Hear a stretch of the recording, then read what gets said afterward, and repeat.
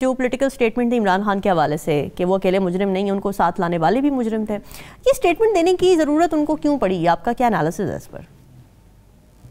साथ लाने वाले मुजरिम नहीं है, वो कह रहे हैं कि खान जो है वो तो मुजरिम है, उनसे ज्यादा बड़े मुजरिम वो बड़े हैं। मुजरिम, हाँ, बड़े मुजरिम वो हैं जो उसको हाँ, लेके आए। इम्पोर्टेंट। देखिए देखिए, मुझे क्यों निकाला ये कहना, और फिर उसके बाद इशारों इशारों में किसी तरफ इशारा करना, उस खास तरफ इशारा करना जिसकी तरफ सिर्फ लोग इशारे ही करते हैं। इसके दो मतलब होते हैं। नंबर एक होता है कि कुछ होने वाला है, कुछ होने वाला है, या कुछ पता लग गया है कि जी पता नहीं मौलाना साहब शायद सड़कों पे आ गए हैं, खान के साथ कोई डील हो गई है, कुछ होने वाला है। ये एक तो वजह ये होती है। दूसरी वजह ये होती है कि थोड़ी सी अहमियत अपनी बतानी होती है कि मैं भी हूं, मैं अभी मौजूद हूं, मुझे सुने। और अगर आपके इन दोनों में से कोई नहीं है तो मुझे बता दें, क्योंकि वो जिमनी इलेक्शन अभी उन्होंने सारे जीते हैं, और ये वो सारे MNAs MPs थे जिनसे बात करते हुए मुबारक देनी थी इन्होंने कि आपने यानी मुकाबला जीता, ये किया वो किया, तो आप सबको बहुत बहुत मुबारक हो। वो जो सीन था ना जिसमें राणा सनाउल्लाह साहब इनके साथ बैठे हैं और बिटिया भी बैठी हैं जो कि चीफ मिनिस्टर है पंजाब की, और फिर बिटिया ने एंडोर्स किया जो बाबा ने कहा। देखिए, ये किसी किस्म का इस किस्म की बात करने का मौका नहीं था। अगर आप अपना सामने वाला सियासी मंजरनामा देखते हैं, मिसाल के तौर पे भाई उनका जो है वो हुकूमत चला रहा है, नून की हुकूमत है, नून के लोग जो हैं वो ज़िमनी इंतखाब में जीते हैं, मौलाना साहब सड़कों पे नहीं है, जमात इस्लामी धरना नहीं दे रही, खान जो है उससे तो बेचारे चीफ मिनिस्टर नए KP के को मिलने नहीं दिया जा रहा, कोने के साथ लगी हुई है अपोजिशन, और दूसरी तरफ उनके भाई जो हैं वो फॉरेन पॉलिसी से लेके अंदरूनी पॉलिसी हर चीज में वो मार के सर किए जा रहे हैं। तो फिर वजह क्या है? ठीक बात। पहले देख लेते हैं, क्विकली देखते हैं उन्होंने 4 इंपॉर्टेंट बातें क्या की है। जी, पहली बात उन्होंने की है जो खान को लाए वो बड़े मुजरिम हैं। इसमें एक निहायत, आपको पता ना हम जरूरी सवाल और गैर जरूरी सवाल करते हैं, एक निहायत जरूरी सवाल यहाँ ये पैदा होता है कि वो जो लाए खान को, वो जो लाते हैं वो और भी किसी को लेके आए होंगे, और भी कोई लाते होंगे। बात सवाल ये है कि वो कहां से शुरू करें हम? सही बात। कौन किसको लेके आया, किसने किसको किस वक्त कौन किस तरह से कांधा दिया, हाथ दिया, कौन आया, या प्रोटोकॉल मिला, गर्दन से पकड़ा या पानी में से निकाला?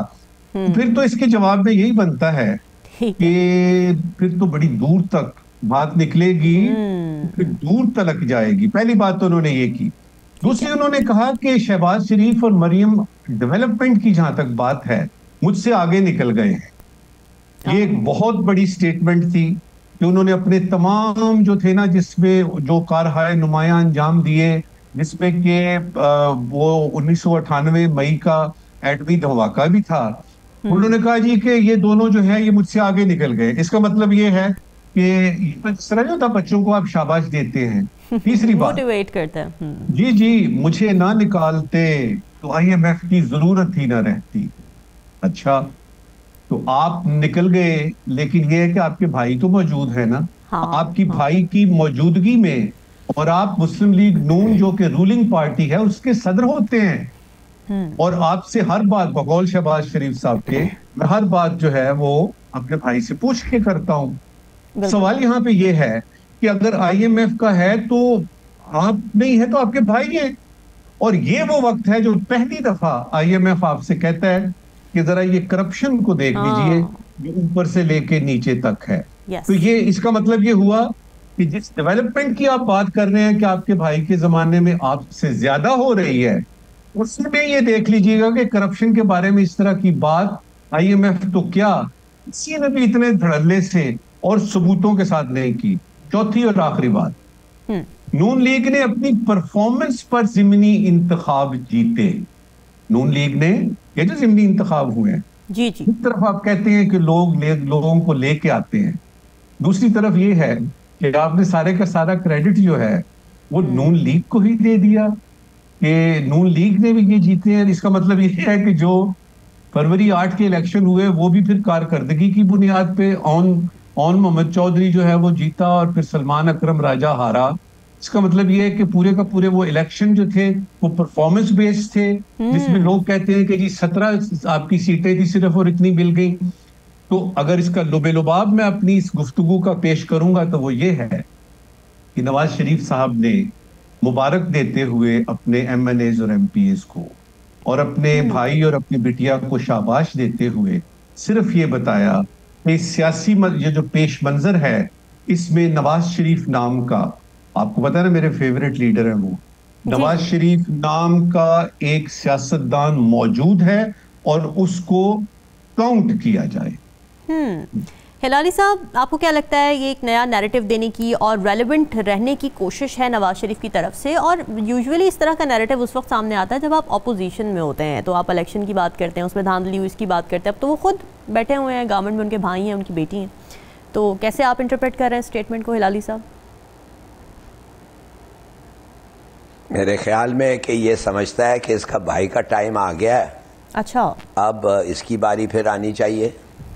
ये हो सकता है, क्यों नहीं।